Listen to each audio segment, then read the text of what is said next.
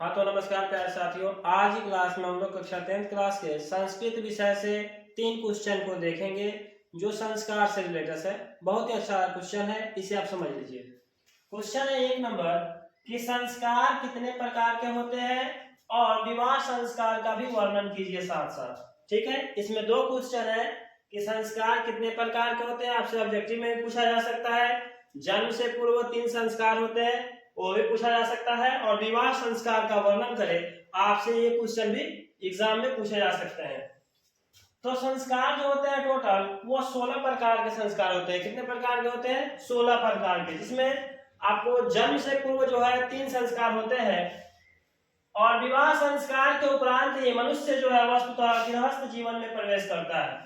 मनुष्य गृहस्थ जीवन में कब प्रवेश करता है? तो विवाह संस्कार के बाद प्रवेश करता है। विवाह एक पवित्र संस्कार है। विवाह कैसा संस्कार है?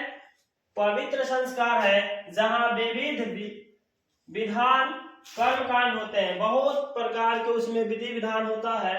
उनमें वागदान है, मंडप निर्माण, वधु के घर पे वर पक्ष का स्वागत, ये भी एक है।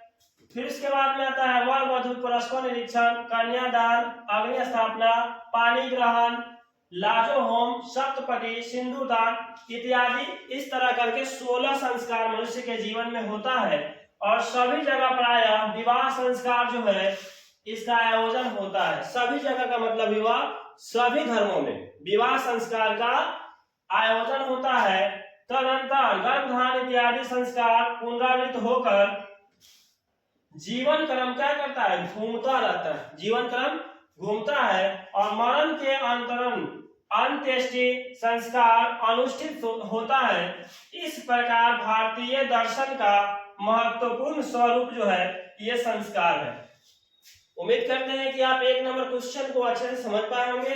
संस्कार का मौलिक अधिकार क्या है? संस्कार और अनुशासन। मनुष्य जीवन में अगर मनुष्य वास्तविक रूप को अपनाना चाहता है, वास्तविक में मनुष्य अपना धर्म जानना चाहता है, तो 2 एक चीज है, एक संस्कार, दूसरा है अनुशासन। जो मनुष्य ये दोनों छोड़ देंगे वे पशु के समान है, उनका आचरण जो होगा पशु के समान ही होगा। तो मनुष्य जीवन में संस्कार और अनुशासन ये दोनों बहुत जरूरी है। शैक्षणिक संस्कार क्या होते हैं, कौन कौन से हैं? तो शैक्षणिक संस्कारों में अक्षरारंभ, उपनयन, वेदारंभ, केशांत तथा समावर्तन संस्कार, ये जो है शैक्षणिक संस्कार के नाम है कि कौन कौन से है। अक्षरारंभ, उपनयन, वेदारंभ, केशांत तथा समावर्तन होते हैं। 4 प्रकार के जो है शैक्षणिक संस्कार है। तीसरा क्वेश्चन है संस्कार का मौलिक अर्थ क्या है? संस्कार का मौलिक अर्थ हमने आपको बताया, अनुशासन और उसके बाद बताया संस्कार। ये दोनों के बिना क्या है? मनुष्य पशु के समान। संस्कार संस्कृति का उपकरण। संस्कार किसका उपकरण है? संस्कृति का। जिस संस्कृति में आप पले बढ़ेंगे उसी प्रकार का संस्कार आपके अंदर समाहित होगा। संस्कार का जो व्यक्तित्व की रचना करता है, संस्कार किसका रचना करता है? व्यक्तित्व का। कौन हमें चाचा लगेंगे, कौन दादा लगेंगे, कौन भाई है, कौन बहन है, ये सब हमको कौन सिखाता है? धर्म सिखाता है, संस्कृति सिखाता है। अगर हम इसे भूल जाए, धर्म को भूल जाए, संस्कृति को भूल जाएंगे, तो हम पशु के समान हो जाएंगे। संस्कार के बिना मनुष्य क्या है? जानवर यानी पशु के समान है। तो उम्मीद करते हैं प्यारे बच्चों कि आप इस तीनों क्वेश्चन को अच्छे से समझ पाए होंगे।